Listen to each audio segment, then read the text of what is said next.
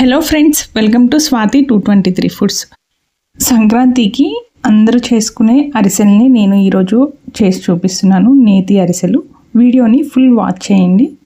నాకైతే నెయ్యి అరిసెలే నచ్చుతాయి. మీకు ఏ అరిసెలు ఇష్టమో కామెంట్ బాక్స్లో ఫీడ్ చేయండి. ముందుగా రేషన్ బియ్యము 1 కేజీ తీసుకోండి. ఇంకొక కప్పు ఎక్స్ట్రా తీసుకోండి.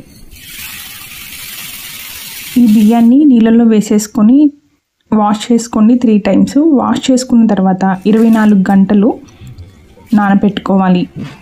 మార్నింగ్ ఒకసారి, ఈవినింగ్ ఒకసారి, మళ్ళీ నెక్స్ట్ మార్నింగ్ కూడా ఒకసారి 3 సార్లు కడిగేసి పక్కన పెట్టేయాలి. ఇలా నానబెట్టేసిన బియ్యాన్ని మీరు ఒక స్ట్రైనర్లోకి వేసుకోవాలి. ఇలా స్ట్రైనర్లో వేసుకుంటే వాటర్ మొత్తం కిందకి దిగిపోతుంది. మనకి పిండి వేసుకోవడానికి మిక్సీలో ఈజీగా పడుతుంది. ఇప్పుడు ఒక క్లాత్ మీద ఇలా స్ట్రైన్ చేసుకున్న బియ్యాన్ని వేసేసుకొని 5 నిమిషాలు వాటర్ మొత్తం పీల్చేలాగా ఆరబెట్టుకోండి.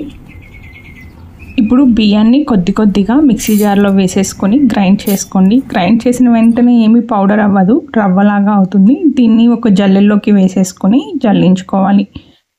మెత్తగా పిండి అయ్యేంత వరకు గ్రైండ్ చేసుకోండి. ఆ తర్వాత జల్లించుకోండి. మళ్ళీ అదే రవ్వని మళ్ళీ జల్లించుకుంటూ ఉండాలి. పిండి ఆరిపోకుండా ఇలా చేతితో కొంచెం నొక్కుంటూ ఉండాలి. ఈ టిప్స్ అన్నిటిని ఖచ్చితంగా ఫాలో అవ్వండి. 750 గ్రాముల బెల్లాన్ని మెత్తగా పౌడర్గా నలగొట్టుకోండి. అందులోకి 1/4 కప్ వాటర్ వేసేసుకొని ఉడికించుకోండి.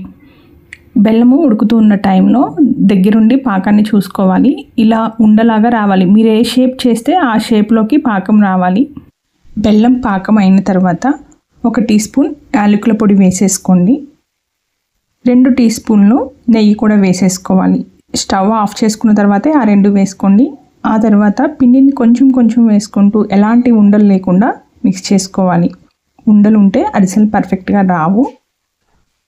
పిండి కలుపుకునేటప్పుడు జాగ్రత్తగా కలుపుకోండి. పిండి మరీ గట్టిగా అయ్యేంత వరకు వేయకండి, కొంచెం లూజ్గా ఉండాలి. ఈ గ్యాప్లో ఆరబెట్టేసుకోండి. ఇట్లా ముద్దగా అవ్వాలి. కావాలి అంటే పిండి అప్పుడైనా కొంచెం ఎక్స్ట్రా వేసుకొని కలుపుకోవచ్చు. ఈ గ్యాప్లో నెయ్యి ప్యాన్ మీద పెట్టేసుకొని వేడి చేసుకోండి.